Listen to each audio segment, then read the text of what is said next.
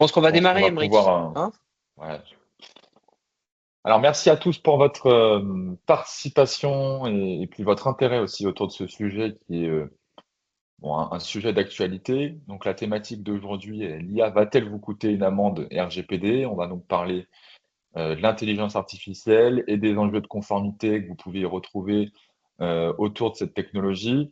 On a donc 1 heure ensemble pour pouvoir aborder ce sujet-là. Je vous invite à poser vos questions, en effet, au travers du chat. Et donc, on est très heureux de pouvoir parler de ce sujet avec vous aujourd'hui. Bertrand, on peut peut-être rapidement se présenter pour les personnes qui n'auraient pas encore eu l'occasion de suivre nos webinaires. Je te laisse peut-être commencer.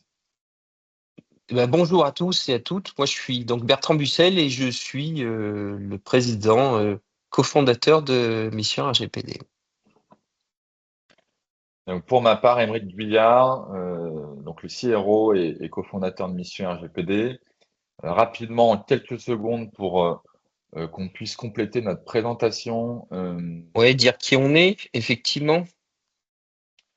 Donc, Mission RGPD, c'est une plateforme qu'on a créée il y a 5 ans et demi, 6 ans maintenant, qui accélère la conformité RGPD avec l'objectif d'inspirer confiance à vos clients, à vos partenaires, à vos parties prenantes concernant la gestion et la protection des données personnelles.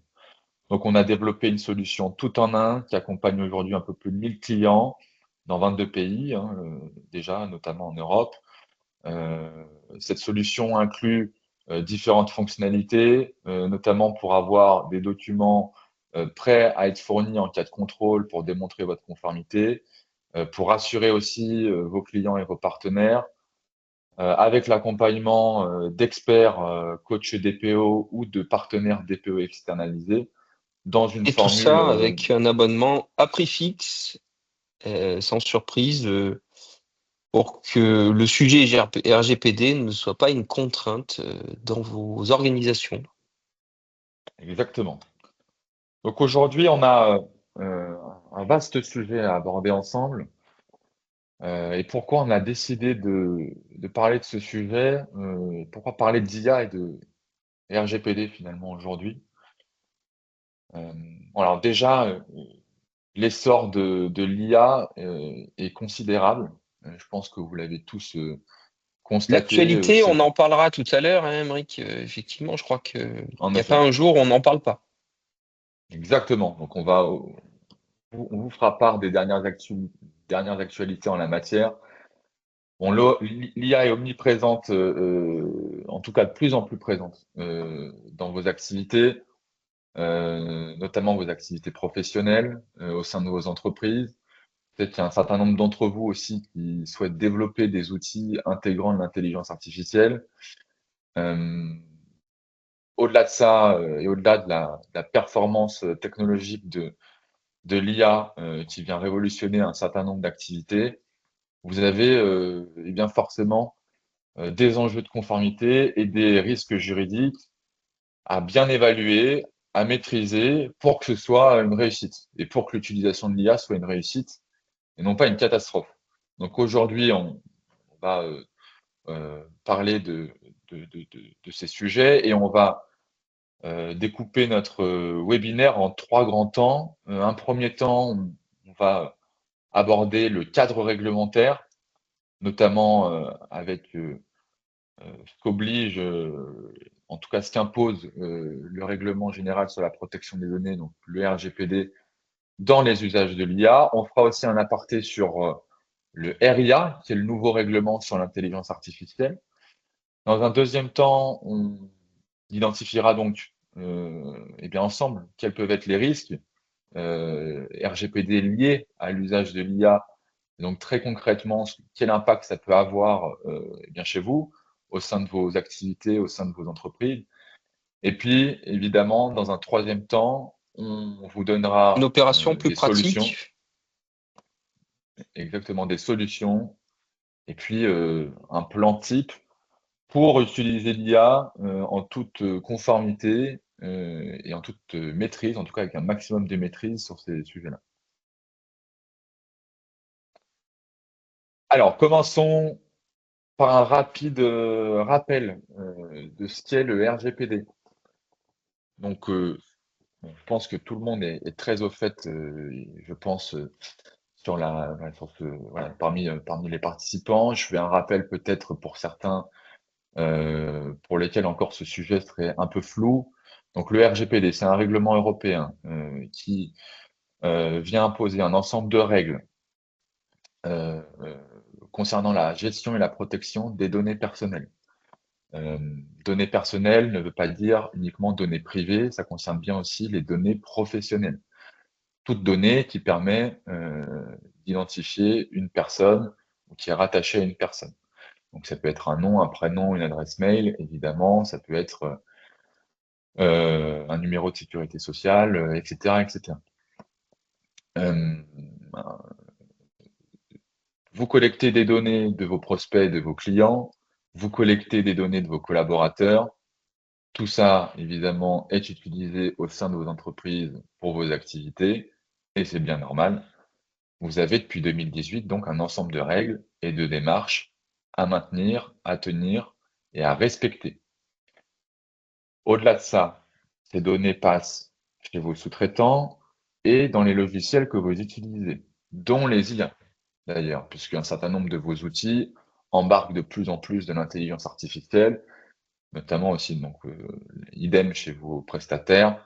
Donc tous ces enjeux sont à prendre en compte. Là aussi, vous avez des règles et des démarches juridiques à respecter et à maintenir et à suivre dans le temps pour assurer votre conformité. Donc vous avez bien un enjeu avec vos clients et avec vos salariés, et vous avez bien un enjeu avec vos logiciels et vos sous-traitants. L'objectif de cette réglementation, c'est d'imposer les mêmes règles à toutes les entreprises qui traitent de données personnelles de citoyens européens, et donc notamment sur l'ensemble des pays européens, donc même au-delà, hein, pour les entreprises hors Union européenne qui travaillent aussi avec des clients européens. Alors on risque un certain nombre de choses, notamment des sanctions jusqu'à 4% de son chiffre d'affaires annuel. On risque aussi des plaintes de ses clients. Il y a un risque business aussi. Si on n'est pas conforme dans certaines activités, ça devient assez problématique.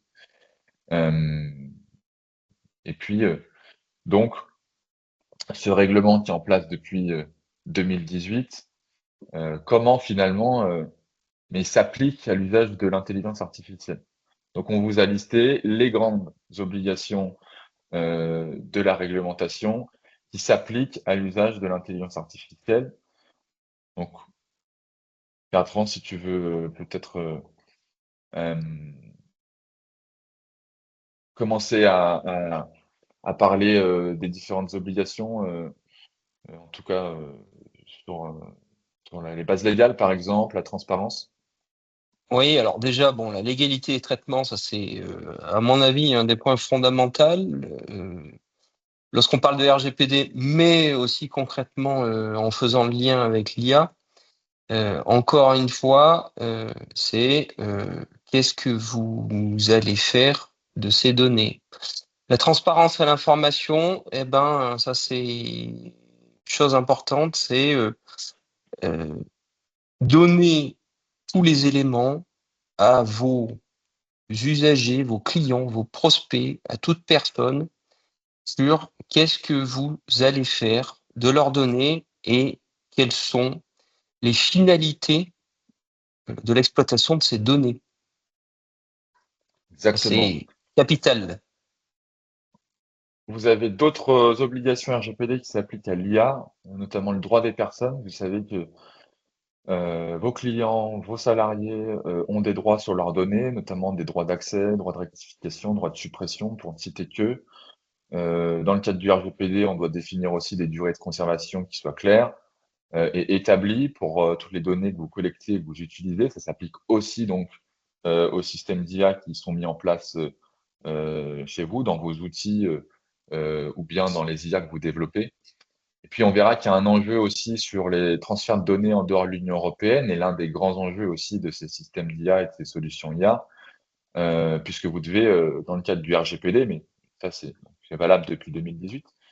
Encadrer juridiquement tout transfert de données, on en parlera aussi. Qu'est-ce qu'on a le droit de faire, pas le droit de faire, avec quel prestataire de quel pays. Bon, on verra tout ça. On verra aussi que vous avez un enjeu de minimisation des données, ne pas collecter plus de données que ce qu'il en faut pour exercer votre service ou exercer l'utilisation de l'IA, et puis évidemment appliquer des mesures de sécurité. Je passe assez rapidement sur ces sujets-là parce que je pense que ça a déjà été vu par un certain nombre d'entre vous, et surtout on va Rentrer approfondir au dans. fur et à mesure de la présentation. Voilà, on veut vite rentrer dans le concret pour vous apporter rapidement des solutions sur ces éléments. Alors, au-delà du RGPD, eh bien, il y a un petit nouveau qui est arrivé cet été, puisque le RIA, donc, Règlement sur l'intelligence artificielle, ou donc en anglais AI Act, est entré en application. Donc, c'est une réglementation qui ne vient non pas, donc, comme le RGPD, encadrer la gestion et la protection des données personnelles uniquement, mais bien la technologie d'IA dans son entièreté. Et donc, désormais, il y a des règles à respecter pour l'usage et le développement d'une IA. Et donc, notamment, démarche en 3 étapes: cartographier les systèmes d'IA utilisés chez vous, évaluer le risque et assurer la conformité des systèmes IA. Donc, on va voir en quelques exemples en quoi ça consiste et quelles sont les différentes obligations de ce nouveau règlement, qui est finalement pas si révolutionnaire que ça, qui est plutôt et qui s'inscrit plutôt bien dans une extension finalement des obligations du RGPD, puisqu'on va aller reprendre les mêmes principes de transparence vis-à-vis des utilisateurs, de droit, d'information, d'analyse d'impact, et puis de documentation de la conformité des intelligences artificielles. Voilà, donc ne voyez pas ça comme une nouvelle réglementation complexe et dure à appliquer. Voyez plutôt ça comme un prolongement du RGPD appliqué à l'intelligence artificielle dans son entièreté. On n'est absolument pas comme dans un cas de figure comme en 2018, où là, le RGPD avait en effet apporté une vraie révolution des processus en interne. Aymeric, Donc vous avez... tu peux déjà nous dire ce que on n'a pas le droit de faire, parce que finalement, c'est déjà le premier point. Oui, donc dans le cadre de la conformité RIA, vous allez devoir notamment évaluer vos systèmes d'IA. Il y a 4 niveaux de risque qui peuvent être donc appliqués. Et en effet, il y a des risques donc, qui sont inacceptables. Et donc là, ça entraîne l'interdiction de certaines IA. Donc tout ce qui est scoring social, surveillance de masse, vous imaginez bien, l'Union européenne a évidemment interdit ces systèmes-là. Et donc, c'est des exemples d'IA et d'intelligence artificielle à risque inacceptable. Vous pouvez avoir des IA à risque élevé.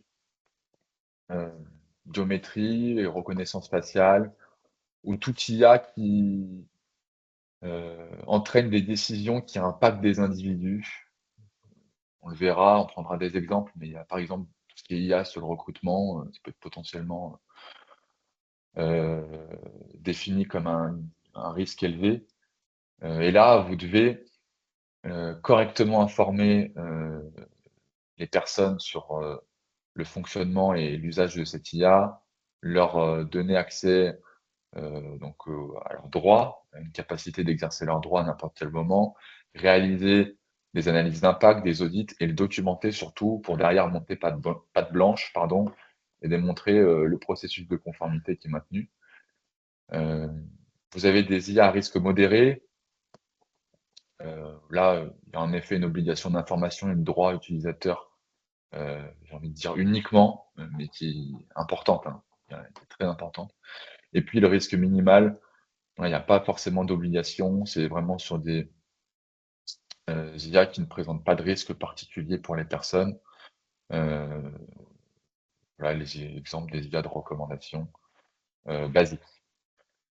Exemple d'intelligence artificielle donc soumis aux obligations RGPD et RIA. Donc, voilà. Donc, après avoir illustré rapidement le cadre réglementaire, très concrètement, si on prend une entreprise qui utilise une IA pour analyser des CV de manière un peu plus automatique et un peu plus euh, rapidement avec un algorithme qui filtrerait les candidatures en fonction de certains critères que vous auriez définis. Bon, alors déjà, cette IA, oui, elle est soumise au RGPD. D'une manière générale, vous verrez que la plupart des IA, 9 IA, voire 10 IA sur 10, seront soumis au RGPD dans le cadre de leur utilisation, de leur commercialisation. Du moment où l'IA traite des données personnelles, c'est donc soumis au RGPD. Donc là, une IA de recrutement, elle va analyser des CV, elle va analyser donc des noms, l'âge, le lieu de résidence, parfois même la situation médicale si on a un CV avec des personnes en situation de handicap, bon, etc., etc. Ça pourrait être plein d'autres données. Donc là, il y a des grandes obligations évidemment à respecter, informer les candidats sur l'utilisation de l'IA, donc que tout le monde soit bien au courant, hein, qu'on applique un système d'intelligence artificielle dans le cadre de ce processus donc de recrutement, qu'il y ait une transparence sur les décisions qui soient prises et surtout que le candidat puisse, encore une fois, exercer ses droits de rectification, de suppression de données. Évidemment, si je veux que mon CV soit totalement supprimé de cette entreprise-là, j'ai le droit de le demander et l'entreprise doit me confirmer cela. Donc ça, c'est tout ce qu'on voit depuis 2018 avec le RGPD. Maintenant, vous avez donc le RIA et donc là, en effet, cette IA, elle est soumise au RIA et notamment à risque élevé. Donc elle est classée dans la catégorie risque élevé. Pourquoi? Parce qu'il y a un impact pour les personnes derrière, vous vous doutez. Si l'IA, donc l'IA prend des décisions concernant le recrutement d'une personne ou non dans le cadre d'analyse de CV, donc il peut y avoir un certain nombre de risques, notamment des risques de discrimination. Donc là, il faut notamment mettre en place des audits réguliers, des analyses d'impact pour vérifier que l'IA n'introduit pas de biais discriminants. Là, ça, C'est-à-dire, par exemple, on peut donner un exemple, mais c'est concrètement que l'IA spontanément ne sélectionne pas que des candidats de type d'un sexe féminin, masculin, enfin voilà. par Ça, exemple, c'est des par choses, par exemple, exemple, à encadrer, tout à fait. par exemple. Donc évidemment, bien contrôler les critères qui sont mis en place dans le cadre de ce modèle d'IA, et puis encore une fois, assurer une transparence totale et vraiment expliquer comment fonctionne le modèle d'IA et comment ça va se passer derrière pour la sélection des candidats. Voilà. Donc beaucoup de transparence, surtout beaucoup de transparence, d'information et permettre d'exercer des droits. Alors, je passe très rapidement pour arriver sur l'actualité, puisque on vous a recensé toutes les dernières grandes actualités donc autour de la conformité et de l'intelligence artificielle. Donc, premièrement, le 7 février dernier, la CNIL a fait un grand rappel sur eh bien, les obligations que vous avez dans le cadre de l'usage de l'IA. Donc, un rappel sur la transparence et l'information, évidemment, et cela s'applique aussi bien si vous collectez les données directement que indirectement. Donc, attention, vraiment la transparence, c'est le maître mot lorsqu'on utilise de l'intelligence artificielle ou bien qu'on commercialise des outils avec de l'intelligence artificielle. Il faut informer les personnes concernant la collecte de leurs données. Donc, si c'est directement, vous le faites dès la collecte. Si c'est indirectement, dans un délai d'un mois ou plus tard. L'objectif, c'est que tout ça soit hyper accessible, compréhensible, clair pour vos utilisateurs et pour les personnes. Donc, on évite les mots trop complexes et on s'exprime dans un langage clair. On ne cache pas ces informations dans un petit bouton qui serait caché tout en bas à droite de l'écran, par exemple. Il faut que ce soit accessible, clair, visible et vraiment que ce soit disponible dans les CGU et les mentions légales à minima.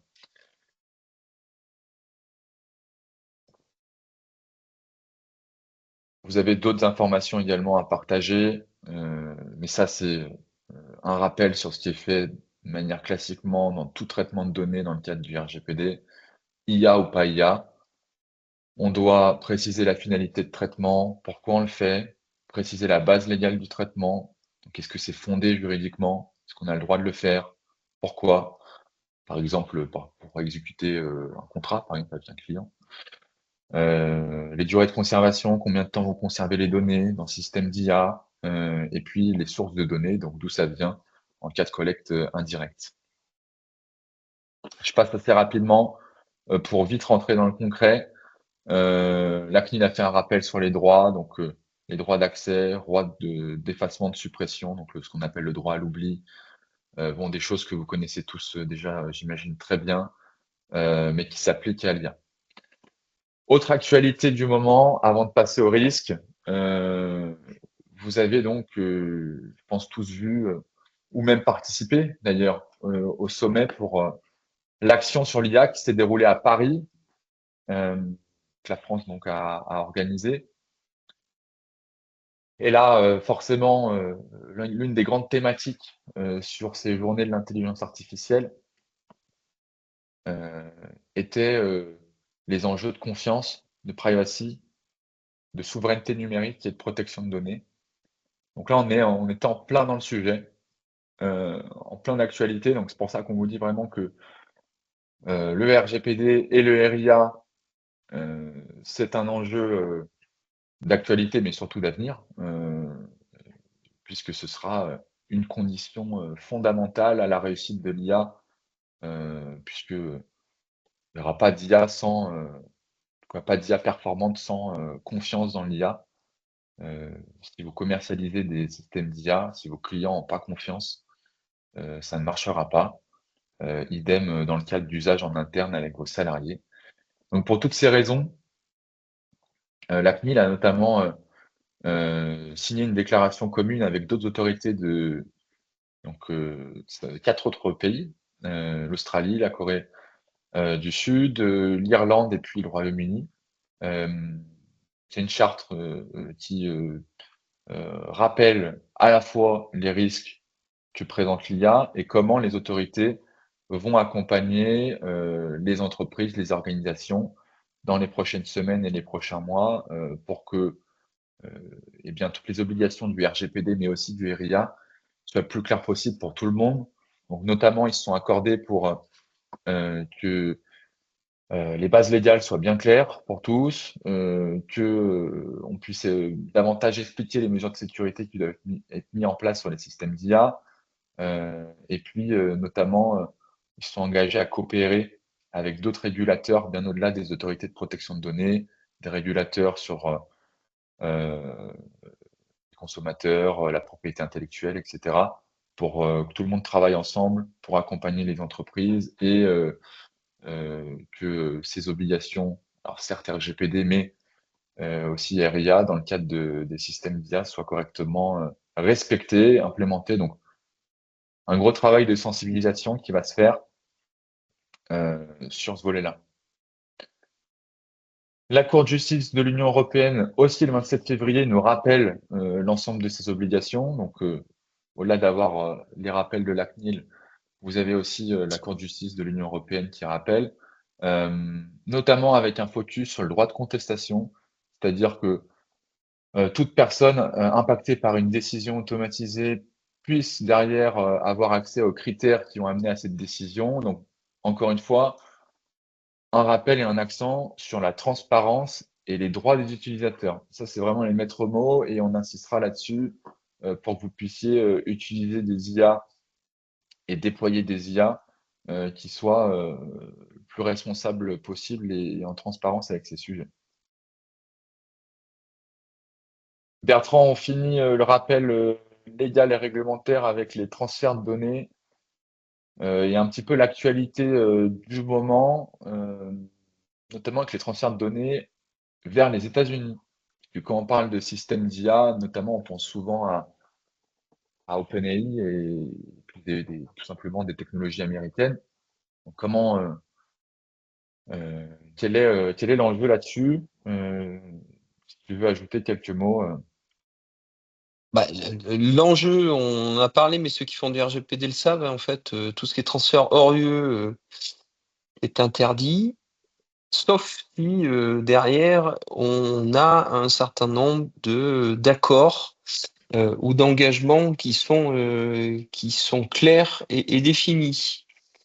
Bon, là, l'actualité, elle est en train de nous montrer que clairement, ça va plutôt. Il peut y avoir des changements.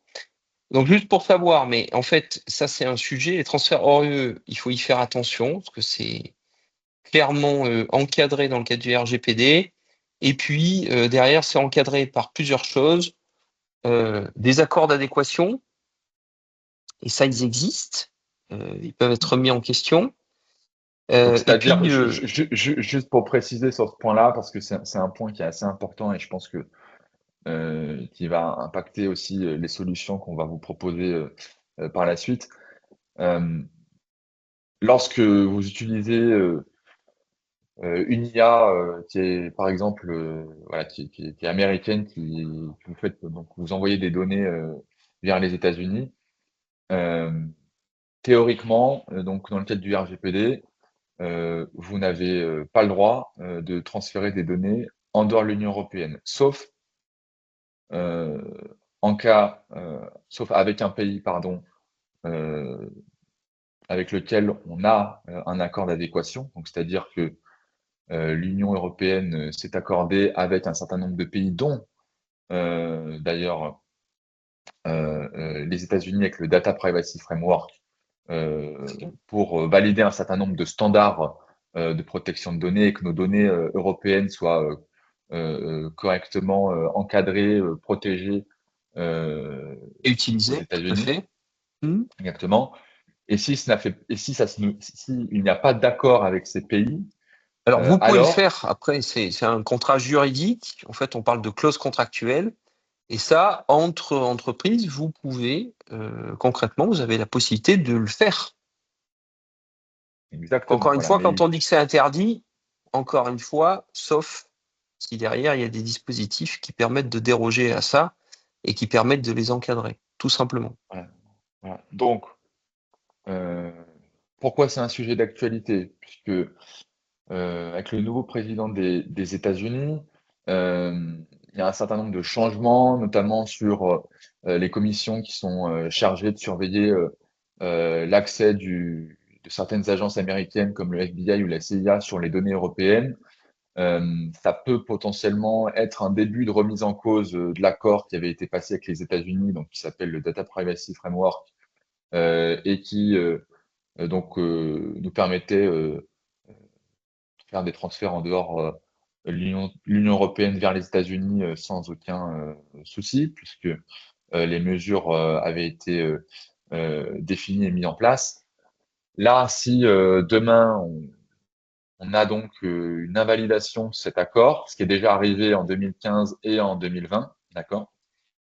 Donc ce serait donc une troisième invalidation d'un accord avec les États-Unis. Là, c'est-à-dire qu'on si on doit utiliser des solutions américaines hébergées donc aux États-Unis, on doit s'accorder avec le prestataire via des clauses contractuelles type. Encore faut-il que le prestataire accepte. Donc là, on pourrait se retrouver bloqué, notamment CF, pour l'exemple que ces vous avez tous connu, avec l'exemple de Google Analytics, où pendant un moment, la solution était interdite. exactement. Voilà. Donc c'est important parce que aujourd'hui tout va bien, mais ce risque existe. Et donc potentiellement, ça peut impacter aussi, vous, les choix que vous faites concernant les IA que vous utilisez ou les IA que vous allez développer. Alors après avoir évoqué ces enjeux réglementaires, ces dernières actualités aussi juridiques, je vous propose de passer à la phase concrète. Quels sont concrètement les risques liés à l'intelligence artificielle, les risques RGPD? Premièrement, on va parler de la collecte et de l'utilisation massive de données. Ça, c'est un vrai premier risque que vous avez. Il faut bien prendre en compte que les IA que vous utilisez ont donc des modèles derrière et les données que vous partagez peuvent entraîner les modèles d'intelligence artificielle pour leur bon fonctionnement. Donc, vous avez des IA qui s'entraînent sur des données publiques, sur des données privées ou sur des données collectées indirectement. Encore une fois, ça, c'est des choses à prendre en compte et à vérifier, puisque ce n'est pas neutre. Derrière, vous allez voir pourquoi. On peut prendre le cas d'OpenAI, qui a été sanctionné il y a quelques semaines par l'autorité italienne pour manquement au RGPD, notamment parce que OpenAI n'avait pas précisé de base légale pour collecter les données personnelles et pour entraîner ces modèles.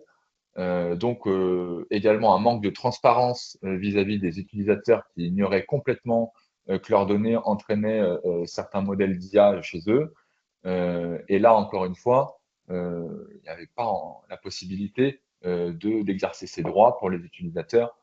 Euh, donc, désormais, il y a un certain nombre de corrections sur OpenAI qui commencent à venir.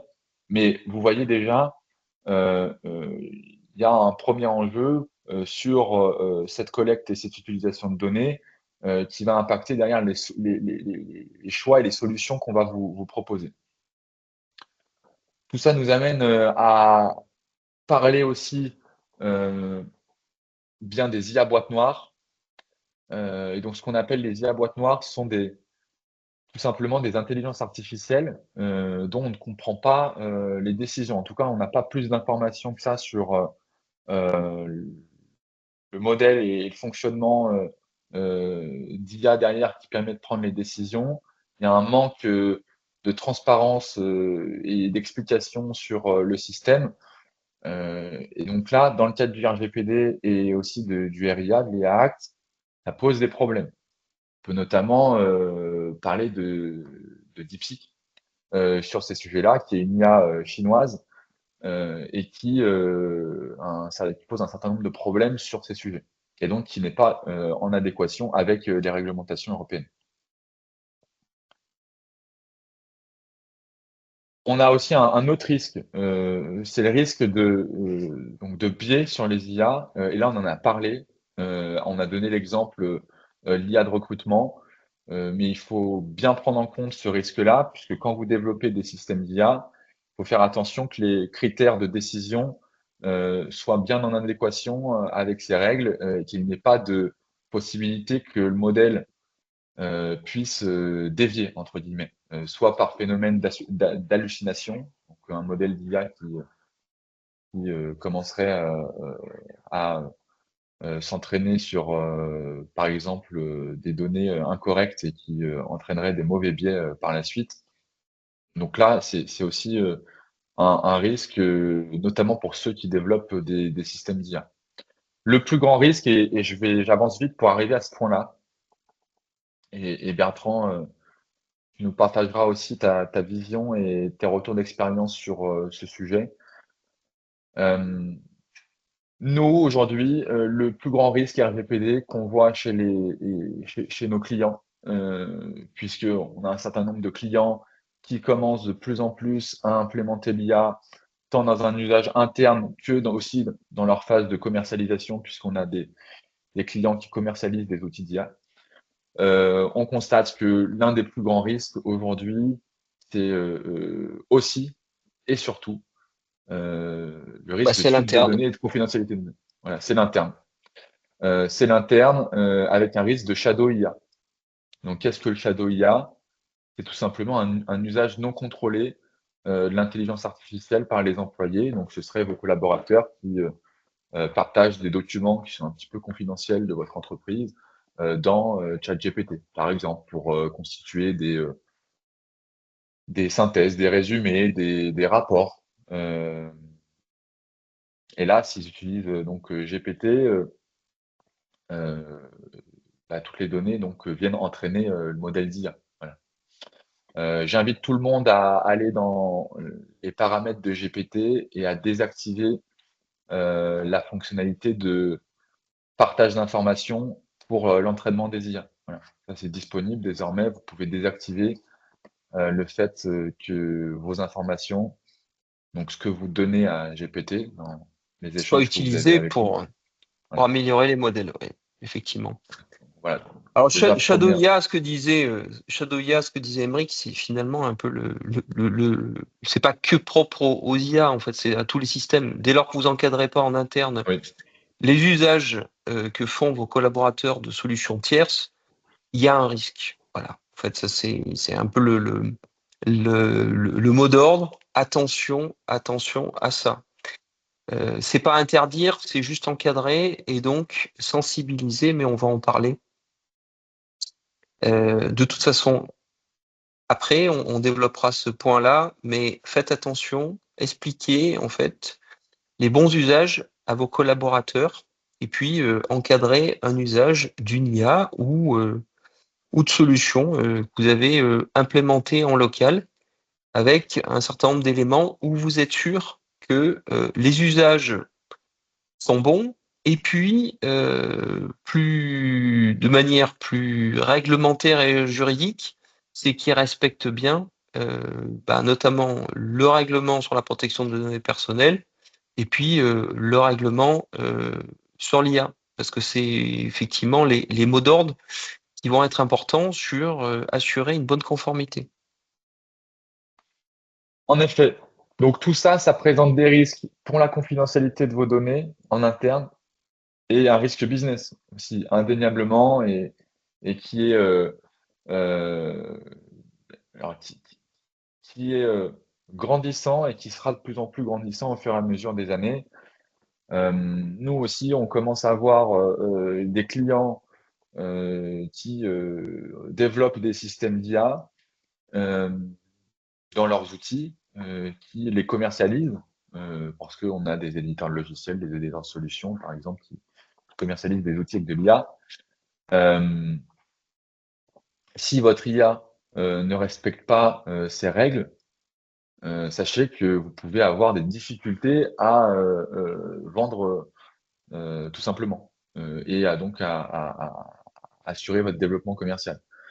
Alors notamment sur les grands comptes qui sont déjà très aguerris sur le sujet, ou les grosses ETI qui pour la plupart ont à peu près tous un DPO interne ou un DPO externalisé, et donc ce DPO vous demandera de montrer patte blanche sur votre outil d'IA pour vérifier que vous respectez les différentes réglementations. Si vous avez du mal à démontrer cette conformité, ça risque de rallonger votre cycle de vente. Donc là, ce qu'on vous recommande, c'est évidemment d'avoir préparé votre conformité, notamment avec l'ensemble des documents qui permettent de prouver que votre système d'IA est conforme. Et puis dans le cas où votre système d'IA n'est pas conforme et que vous n'avez pas la capacité à prouver votre conformité, tout simplement, vous n'allez pas vendre. Voilà. Alors vous allez peut-être vendre sur des PME qui n'ont pas encore intégré le sujet, mais au fur et à mesure des années, ça va devenir comme le RGPD, hein, on l'a vu, hein, est monté un petit peu en puissance au fur et à mesure des années. Ça va devenir un sujet important qui va faire partie d'une checklist essentielle. Donc, on doit vérifier la conformité RGPD et RIA des outils IA avant de les choisir et avant de les implémenter. Donc voilà les deux grands risques en tout cas, si on doit les résumer dans deux grandes familles, risque de confidentialité et risque business. Je vois qu'on a déjà 45 minutes de présentation, et donc on va passer à la partie, solutions, recommandations et solutions. Et donc, pour toutes celles et ceux qui souhaiteraient développer un outil d'IA en conformité, voilà les solutions qui s'offrent à vous aujourd'hui. Donc, premièrement, et puis Bertrand, tu n'hésites pas à rebondir Bien sûr. et compléter ce que je vais présenter. Mais premièrement, vous avez la possibilité, évidemment, bien de faire appel à une IA conforme, donc une IA européenne, et vous avez des choix qui sont assez limités. Donc, on va plutôt s'axer sur la deuxième solution. Ici, aujourd'hui, l'enjeu, c'est finalement de savoir si vous pouvez utiliser des DeepSeek ou des modèles comme OpenAI pour développer vos systèmes d'IA. Le sujet étant que DeepSeek est un acteur chinois et OpenAI est un acteur euh, Américain. américain. Pardon. Voilà. Donc, on se rappelle, théoriquement, transfert de données en dehors de l'Union européenne, chez un prestataire américain, par exemple. Donc, dans le cadre du DPF, donc le Data Privacy Framework, la décision est toujours valide. Donc là, on aurait a priori pas encore trop de soucis sur ce point-là, mais attention, on l'a vu, on se dirige sûrement vers une invalidation de ce transfert vers les États-Unis, et donc là, on aurait un problème d'hébergement. Donc vous avez quand même un risque qui est majeur si vous utilisez un système d'IA, un service d'IA américain. Encore une fois, on parle bien du service en tant que tel, OpenAI. La solution qu'on propose, c'est en effet de faire appel au modèle open source et de l'héberger en local. D'accord? Donc là, les données sont hébergées euh, entre guillemets donc chez vous. Et donc il n'y a pas de transfert. Donc ça, c'est déjà la première solution pratico-pratique pour éviter des risques et surtout des non-conformités et des ennuis sur cette partie transfert dans l'Union européenne. Évidemment, vérifier que ces modèles-là permettent une transparence totale sur comment fonctionne le modèle, etc. Et évidemment, bien vérifier que vous avez la possibilité donc d'y intégrer les droits des utilisateurs. Pardon. Donc, toujours y associer aussi le privacy by design. Donc, au-delà de l'aspect hébergement, vérifier que les solutions que vous développez, même en local, permettent le droit des personnes. C'est-à-dire que n'allez pas développer une fonctionnalité d'intelligence artificielle qui ne permettrait pas en fait de respecter la demande de votre client qui exige un droit de suppression sur ces données. Parce que si vous ne l'avez pas déjà développé et prévu pour en amont, vous allez être bloqué par la suite. Voilà. Donc, bien prendre en compte le RGPD et le RIA dès la conception du système pour que toutes les obligations de transparence, de droit utilisateur soient possibles par la suite. Voilà. Donc ça, c'est les deux gros sujets qu'on vous recommande pour aller développer des systèmes d'IA en conformité.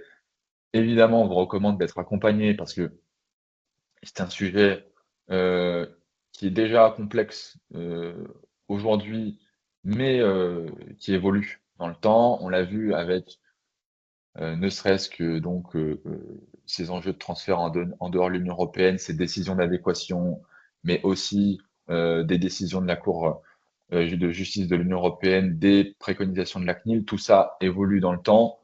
Donc, à défaut d'avoir un expert en interne, peut-être aussi tournez-vous vers un expert externalisé. Voilà nos recommandations et un plan d'action type.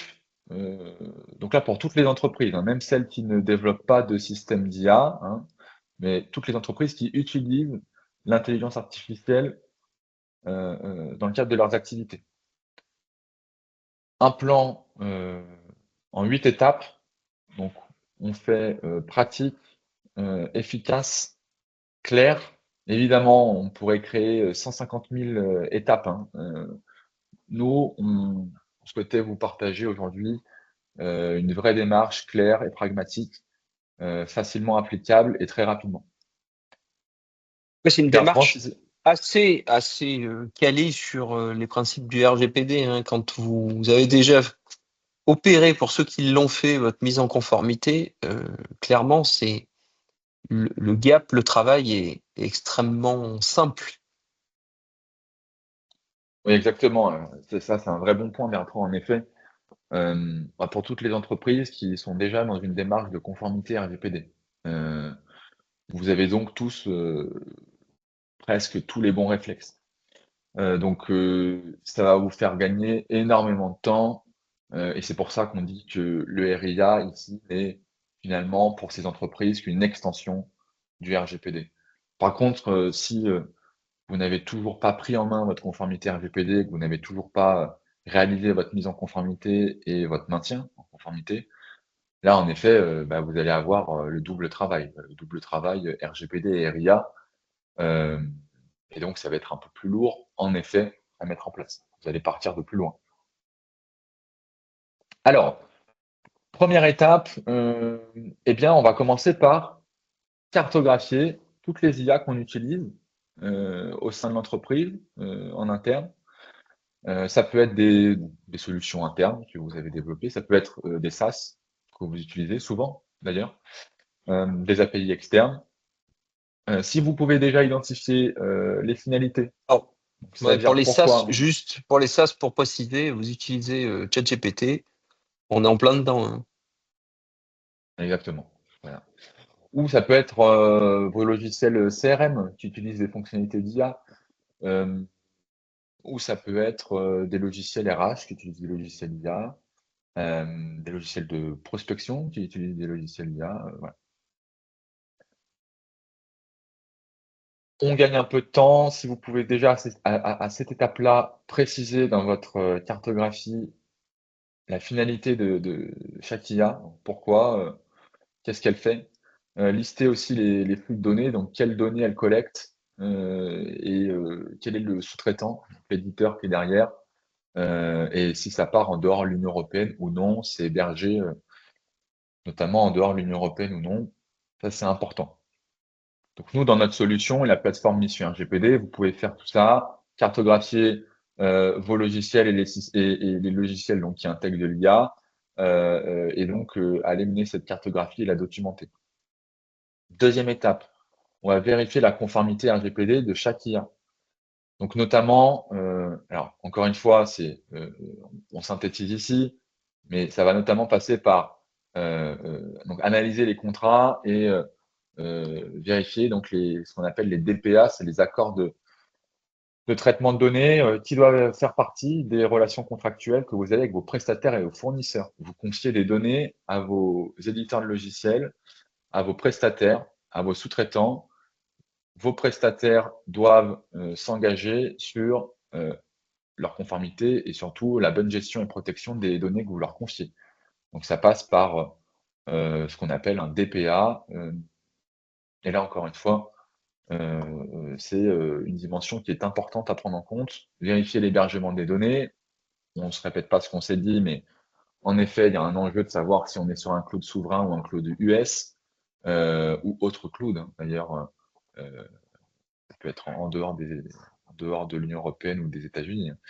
Vous avez compris le sujet et le risque qu'il y a sur ces transferts en dehors de l'Union européenne et donc ces hébergements de données. Donc toujours poser la question à l'éditeur où sont hébergées les données. Privilégier un maximum, forcément, quand vous le pouvez. On sait que on ne peut pas toujours, mais privilégier un maximum, et bien forcément l'hébergement souverain au sein de l'Union européenne, puisque ça va vous éviter un certain nombre de choses à faire. Vérifier la transparence et l'explicabilité des modèles utilisés. Là aussi, on l'a beaucoup répété au cours de cette présentation. Et donc, s'assurer que l'IA respecte les grands principes du RGPD. Donc, on peut faire tout ça aussi avec notre solution. Quand on avance dans la cartographie des sous-traitants, on vient valider les DPA. Si vos fournisseurs n'ont pas prévu donc de mention particulière dans les contrats concernant la gestion et la protection des données personnelles, donc s'ils ne s'engagent pas sur ces sujets-là, sachez que notre solution génère automatiquement des templates de DPA à faire signer par vos prestataires pour que vous puissiez mieux encadrer vos relations avec vos prestataires et surtout vous protéger aussi juridiquement sur ces sujets. Troisième étape, on va aller évaluer les risques. Et puis derrière, donc, mettre en place les actions nécessaires selon les niveaux de risque qui ont été identifiés. On l'a vu, notamment, alors, dans le cadre du RGPD, donc pour celles et ceux qui ont déjà entamé la démarche, et je l'espère, un grand nombre d'entre vous, puisque le règlement est entré en application en 2018, donc ça fait un certain nombre d'années, mais on rencontre toujours des entreprises, évidemment, qui ne sont pas dans cette démarche. L'objectif, c'est pas les blâmer, mais plutôt de les aider à y aller très rapidement. Vous devez analyser le risque de chaque traitement de données dans le cadre du RGPD et du RIA, selon la gravité, en tout cas le niveau de risque. Vous avez peut-être des analyses d'impact à réaliser, donc ce sont des analyses de risque supplémentaires qui viennent analyser le risque pour la personne ou pour les personnes concernées par ce traitement de données. Donc on a vu notamment dans le cadre de l'utilisation d'une IA quels pouvaient être les risques élevés. Encore une fois, le rappel d'une IA de recrutement, mais ça peut être plein d'autres choses, notamment dans les domaines de la santé, domaine bancaire ou autres. Vous avez des actions qui seront essentielles, donc permettre d'exercer les droits, l'information et la transparence, encore une fois, et puis le droit de contestation, notamment sur les IA qui prennent des décisions qui ont des impacts pour les personnes, qui doit être présent, et c'est la possibilité donc vraiment d'expliquer à la personne après coup comment la décision a été prise par le modèle d'IA. Toutes ces analyses d'impact, vous pouvez les mener avec notre solution, encore une fois, pour vous mettre un petit peu la théorie en pratique. Quatrième étape, c'est une étape qui est importante, créer un comité de gouvernance IA. Alors, bon, si vous avez le luxe d'avoir la triptyque DPO, RSSI, DSI, qui je pense est le cas dans très peu d'entreprises, notamment au sein des PME ETI, on constate que évidemment on ne peut pas avoir l'ensemble de ces, bien souvent l'ensemble de ces fonctions en interne. Bon, si vous avez ce luxe-là, c'est la team idéale, voilà, pour la gouvernance de l'IA, en y associant aussi, si elle existe, la direction juridique. Néanmoins, et je pense que Bertrand, tu C'est souvent le confirmeras bien cas. ce point. Après, ouais, dans les PME ETI, globalement, c'est souvent une personne qui est désignée. Voilà, Bien souvent, pas forcément avec je veux dire, avec beaucoup d'engouement, mais en tout cas, il doit réaliser cette fonction-là. Donc, on le voit, hein, la plupart du temps, c'est ça. Donc, en fait, il faut juste un exactement. pilote. Voilà, là-dessus, il faut une personne qui pilote ce sujet-là pour que ça soit encadré et que vous puissiez derrière mener les actions nécessaires, que ce soit d'information et de sensibilisation sur ces usages. Exactement. Donc, désigner un pilote pour aller gérer et mener toutes ces actions. Alors encore une fois, on met toujours en perspective et en pratique avec notre solution parce qu'on souhaite vous apporter aussi des éléments concrets. Euh, bon, si vous êtes seul et voilà, vous n'avez pas d'équipe forcément RSSI, DPO, direction juridique sur le sujet, ou bien si vous êtes une direction juridique et vous sentez un petit peu esselé sur le sujet, ou une DSI vous sentez un petit peu esselé sur le sujet, sachez que au travers de notre solution, vous pouvez être accompagné. Donc selon la formule d'abonnement que vous avez des coachs DPO ou des partenaires DPO externalisés qui seront en capacité de vous accompagner aussi sur la conformité RGPD de vos projets IA. Voilà, je passerai rapidement parce que l'objectif n'est pas forcément de développer ce sujet, mais Donc ça fait partie aussi des solutions qu'on apporte. 5e étape, évidemment, documenter les traitements de données avec IA dans votre registre RGPD. Ne l'oubliez pas. Ne l'oubliez pas. Bien souvent, on voit au sein des projets clients que la déclaration de ces traitements de données ne sont pas encore faits dans le registre. Il faut le faire. C'est important, ça fait partie de votre conformité RGPD et ça fait partie de la complétude d'un registre de traitement. Pour celles et ceux qui ne savent pas ce qu'est un registre de traitement de données personnelles, très rapidement, c'est un document qui vient identifier toutes les activités dans votre société où vous traitez, utilisez des données personnelles. Donc finalement, un petit peu de partout, au RH, dans le service commercial, au service marketing, à la comptabilité. Et pour chaque activité de traitement de données, vous devez documenter et préciser notamment les finalités de traitement, donc pourquoi vous le faites et est-ce que vous le faites conformément à la réglementation, donc sur quelle base légale vous le faites, les catégories de données qui sont collectées, l'état civil, nom, prénom, des données de santé, où passent les données, chez quel sous-traitant, chez quel logiciel. Et là, évidemment, je vous répète pas le fait qu'il faut s'assurer des garanties contractuelles avec les prestataires. Vous avez bien compris encore une fois l'enjeu, et ça, il faut le documenter dans notre registre. Et puis les mesures de sécurité à appliquer sur le traitement de données pour protéger correctement les données. Tout ça doit être documenté, c'est lourd, c'est fastidieux, évidemment, et j'anticipe évidemment les remarques et les questions, et on vous rejoint là-dessus.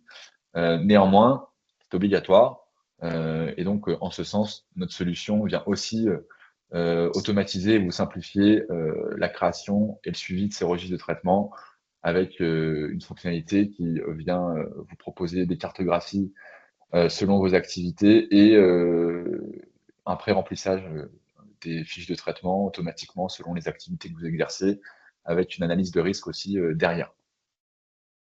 La 6e étape étant de pouvoir sécuriser les systèmes d'IA et d'encadrer l'accès aux données, alors notamment si, et surtout en fait, si vous développez des IA et que vous allez les commercialiser par la suite, ça c'est un point essentiel, la sécurité des données. Je passe rapidement sur ce sujet, mais c'est un sujet qui est fondamental. Et donc vous allez aussi devoir documenter la sécurité des données dans le cadre de vos systèmes d'IA. La 7e étape qui est la plus importante pour nous, avec Bertrand notamment, ce qu'on répète souvent auprès de nos clients, sensibiliser, former les collaborateurs. Évidemment, on peut mettre en place l'ensemble de ces 6 actions qu'on vient de vous présenter. On peut donc choisir des outils conformes. On peut mettre en place une équipe projet. On peut documenter correctement la conformité. On peut faire tout ça. Et finalement, on peut toujours avoir des erreurs humaines.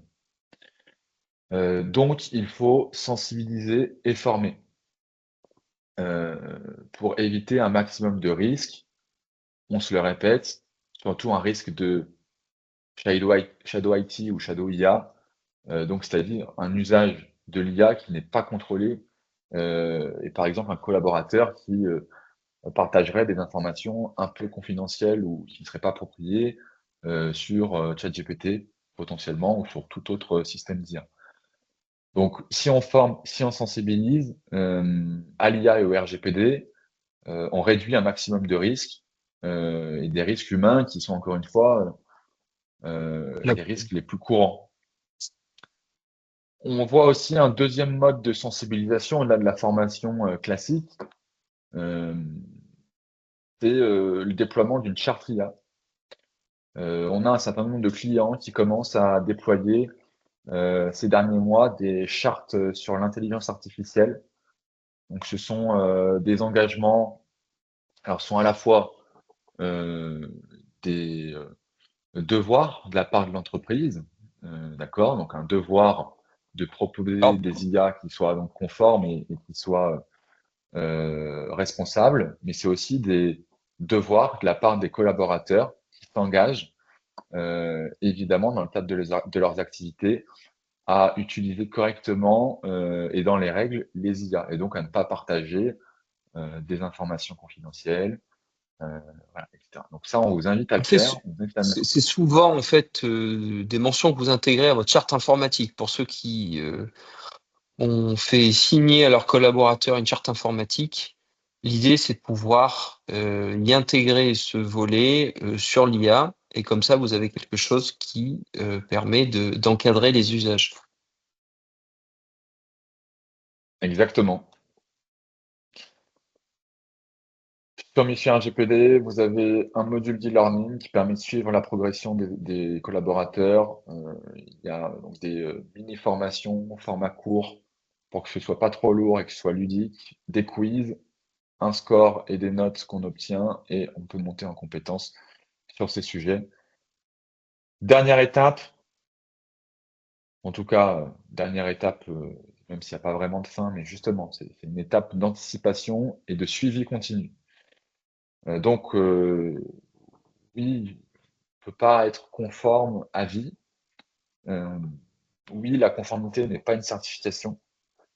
Et oui, donc la conformité est une démarche d'amélioration continue, par définition, parce que vos activités évoluent, parce que l'usage de l'IA évolue, parce que le développement de vos IA, si vous êtes développeur d'IA, évolue, et parce que les réglementations évoluent.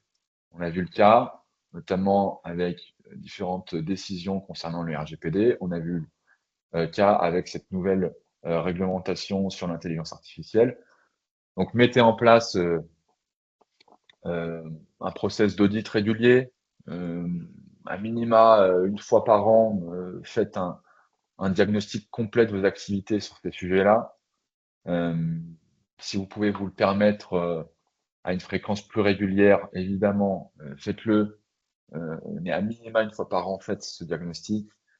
Mettez en place un système de veille réglementaire, si vous le pouvez, pour que vous puissiez être au courant des dernières évolutions. Et surtout,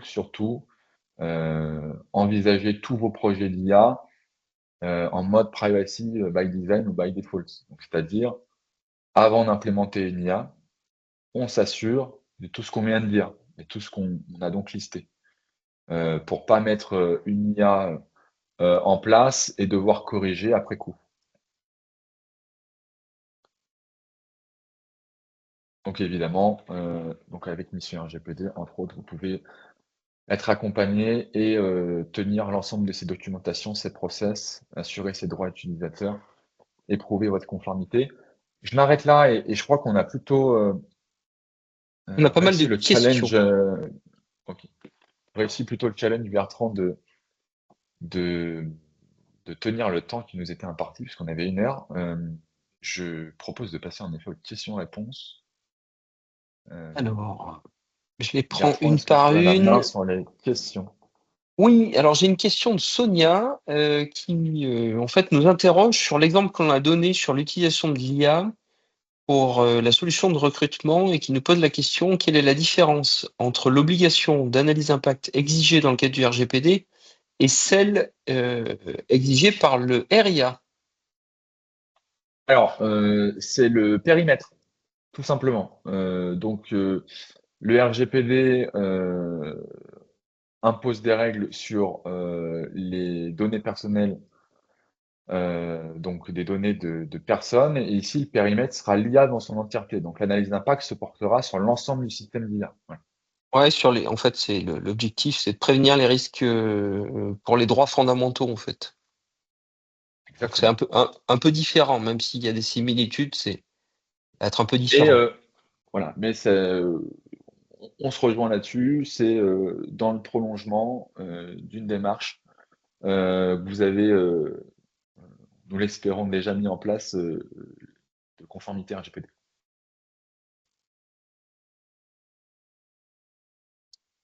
Je continue On a d'autres sur. questions? Ouais. Oui, oui, alors on a d'autres questions. Je continue.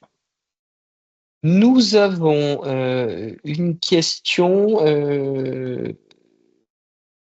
Alors, la question de désactivation, en fait, on avait une question sur la désactivation du partage pour enrichir les modèles dans donc ChatGPT. On a donné la réponse. Alors, une autre question, on a une autre question. Le comportement, vu le comportement des USA vis-à-vis des lois internationales, est-ce que c'est risqué? Donc, l'usage de. J'imagine que la question est est-ce que utiliser des solutions américaines, c'est risqué? Alors, on peut refaire référence au point transfert, enfin, au DPF, au Data Privacy Framework, et ce qu'on a évoqué. C'est risqué à partir du moment où on sait que cet accord-là peut être remis en cause. Donc aujourd'hui, l'accord a fait en sorte que les traitements de données soient correctement encadrés, protégés et gérés notamment par les prestataires américains. Euh, Si l'accord est remis en cause, alors, entre guillemets, il y a plus de garde-fous pour nos données européennes. Et en effet, en ce sens, ça peut être risqué. Encore une fois, je ne veux pas être non plus trop Il ne alarmiste faut pas être trop sur le alarmiste, on sujet. a déjà. Oui, oui. Je veux qu'on reste pragmatique euh, et dans le concret et dans le réel. Donc, écoutez, si vous souhaitez qu'on échange en particulier sur votre sujet et vos activités en particulier, avec plaisir, n'hésitez pas à prendre rendez-vous avec nous via notre site web ou via nos adresses, donc, adresse mail qui est affichée à l'écran. Mais ça dépend aussi de la nature de vos activités et quel type de données vous transférez vers les prestataires américains. Alors, j'ai d'autres questions, Émeric, en parallèle. J'ai une question qui dit comment identifier correctement l'usage de l'IA dans les produits, sachant que tout le monde se vante d'intégrer de l'IA alors qu'il s'agit que d'algorithmie. Oui, alors, donc, si j'ai bien compris la question, c'est finalement comment on s'assure que notre outil, par exemple le CRM, a intégré une IA qui est en conformité. Eh bien, tout d'abord, ce fameux outil CRM, il a dû, euh, dans ses conditions générales et ses politiques d'information utilisateur, eh bien mentionner le système d'IA qu'il a décidé d'embarquer dans sa solution et d'intégrer. Il a dû aussi vous parler de l'hébergement des données. Il a dû aussi vous expliquer les finalités et ce à quoi ça servait. Euh, et comment le système fonctionnait derrière. Finalement, on revient à notre présentation du jour, et l'un des grands points de la présentation d'aujourd'hui, c'est la transparence et l'information. Donc, comment s'assurer que notre logiciel CRM a embarqué un système d'IA qui soit en conformité? Bah, c'est notamment en allant regarder l'ensemble de ses politiques et conditions utilisateurs. Si le prestataire euh, ne fait pas mention de ces sujets-là et reste très opaque, alors il y a en effet un sujet sur la conformité, puisqu'il y a un manque de transparence, il y a un manque d'information pour les utilisateurs finaux, donc vous. Et donc là, ça peut remettre en effet en question l'utilisation de ce logiciel parce que bah, vous exposez à des risques, puisque par définition, vous n'êtes informé sur rien et vous ne savez pas comment ça se passe derrière. Donc on revient à notre IA boîte noire, une IA qui est un peu trop opaque, dont on ne sait pas comment elle fonctionne. Merci Émeric. On a une question qui nous demande en fait si on utilise de l'IA mais sans injecter des données personnelles, est-ce qu'on est dans les clous? Est-ce que vous êtes dans les clous Alors, bah, pour le RGPD, par définition, oui. Le RGPD impose des règles sur les données personnelles. Je mets quand même un bémol, puisqu'aujourd'hui, il y a très peu d'IA qui ne présentent pas de risque RGPD. Je vous donne un exemple. euh, vous pouvez avoir des IA qui, de prime abord, ne demandent pas d'informations personnelles. Donc simplement du texte sans données personnelles en particulier. Néanmoins, votre utilisateur, il aura toujours la possibilité et la liberté, peut-être sans faire exprès ou peut-être par méconnaissance de la solution, la possibilité de partager ces informations personnelles et ces données personnelles dans, par exemple, le chatbot ou l'IA générative. Donc là, il faut toujours mettre un petit disclaimer ou une mention d'information pour bien informer les utilisateurs que même si l'IA n'a pas la finalité de traiter des données personnelles, euh, il faut faire attention à ne pas partager d'informations personnelles si il n'en a pas besoin. Voilà. Donc toujours une logique de transparence et d'information. Et oui, au sens juridique du terme, tant qu'il n'y a pas de données personnelles qui passent dans votre IA, vous n'êtes pas concerné par le RGPD. Néanmoins, euh, mettez ces mentions d'information et ces rappels dans vos politiques utilisateurs, dans vos conditions d'utilisation pour prévenir les risques. Voilà. Parce qu'un utilisateur pourra toujours partager des données personnelles, même si ce n'est pas l'usage premier, il pourra toujours envoyer des données s'il, encore une fois, par erreur ou par inadvertance. Voilà. Voilà pour vous répondre sur ce sujet-là. Je passe à l'avant-dernière question qui fait écho à la charte RIA, enfin, sur l'utilisation de l'IA, où une question nous dit: il me semble qu'il pourrait être complexe d'intégrer une charte IA à une charte informatique déjà opposable, où nous pourrions trouver une charte IA complémentaire à la charte informatique. D'autant plus que la charte IA sera sans doute amenée à évoluer plus fréquemment que la charte informatique. Alors oui, c'est toujours plus simple, encore une fois, de ne pas refaire signer une globalité, mais plutôt venir le compléter. Ça dépend un peu les éléments, ça dépend comment elle est construite. Il y a plusieurs façons, soit il y en a qui en font une annexe, et c'est l'annexe qui vient être complétée à la charte déjà signée, soit c'est un document à part entière que vous faites signer. J'ai envie de dire, juridiquement parlant, de toute façon, c'est un encadrement d'usage que vous pouvez soumettre à vos collaborateurs avec normalement une obligation de le ratifier. Dernière question, c'est quid? Oui, pardon. Non, je disais exactement, c'était exactement Oui. ça. Ouais. Ensuite, il y a une dernière question, c'est quid de copilote de Microsoft? C'est vrai qu'on l'a peu cité, Emeric. On a parlé beaucoup de ChatGPT, de Gemini, il y en a plein d'autres. C'est vrai qu'on n'a pas parlé de copilote de Microsoft.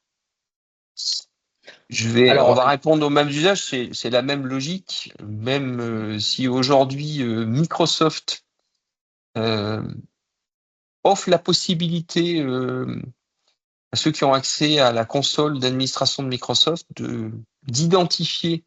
Alors pour certains endroits, on va vous mettre une localisation plus précise, c'est-à-dire un pays à part entière. Pour d'autres, ce sont des régions. Voilà, c'est encore une fois, de toute façon, même si Microsoft offre des garanties sur la localisation des données, ça n'empêche pas d'être vigilant quant à la localisation des données, quant à tout le reste qu'on a évoqué durant ce webinaire. Et moi, qui as peut-être des éléments à compléter. non, mais c'est le même principe, c'est la même démarche, en effet, qu'on a expliqué pour les autres systèmes qu'il faut aller faire avec l'ensemble des systèmes d'IA. Vous êtes avec un prestataire américain qui a la capacité d'héberger aux États-Unis ou en Europe.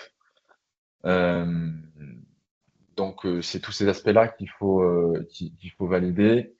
Euh, Ici, avec Copilot, On a potentiellement une analyse de risque qui peut être réalisée, une analyse d'impact pour étudier dans le cadre de certains usages quel impact ça peut avoir pour les personnes concernées. Et puis surtout, on est sur encore une fois de la sensibilisation à l'usage d'une IA comme copilote et de bien l'encadrer. Voilà.